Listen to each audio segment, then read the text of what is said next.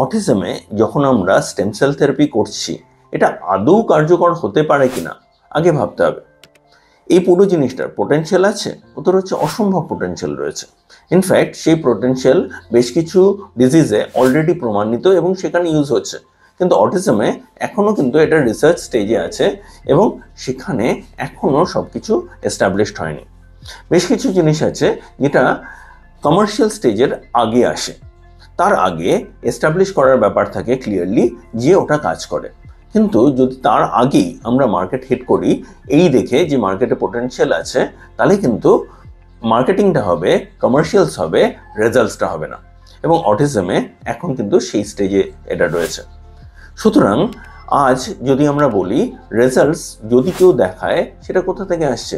রেজাল্টসটা আসছে কারণ এই থেরাপির পর তারা বেশ কিছু ইন্টারভেনশনে বাচ্চাকে সাবজেক্ট করে, এবং যদি সিস্টেমেটিক্যালি এই লার্নিং প্রসেসে ইনভেস্ট করা হয়, সেখানে রেজাল্টস এমনিতেই আসবে। তাহলে এই আলাদা করে এত খরচা, এত আয়োজন কেন? তার সায়েন্সটা তো আগে এস্টাবলিশ করতে হবে।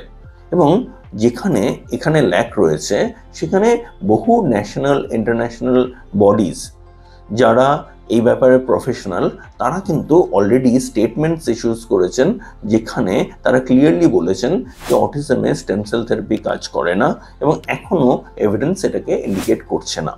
সুতরাং যতক্ষণ না ওই এভিডেন্স এস্টাবলিশড হয়, আমার মনে হয় না যে আপনার র্যান্ডামলি কেউ বলছে বলে এই রিস্কটা নেওয়া উচিত। বরং আপনি যে টাকাটা ঢালতেন সেটা প্রপার এফেক্টিভ ইন্টারভেনশনসে আপনি ঢালুন, এমনকি নিজে শিখুন, নিজে জানুন, নিজে করুন। কিভাবে করবেন আমরা আপনাকে গাইড করতে রাজি আছি, সিস্টেমেটিক্যালি আমরা গাইড করতে পারবো, কিন্তু তার আগে র্যান্ডাম চয়েসেস করবেন না, তাতে আপনার ক্ষতি হবে, বই লাভ হবে না। আজকের জন্য এটুকুই। নমস্কার।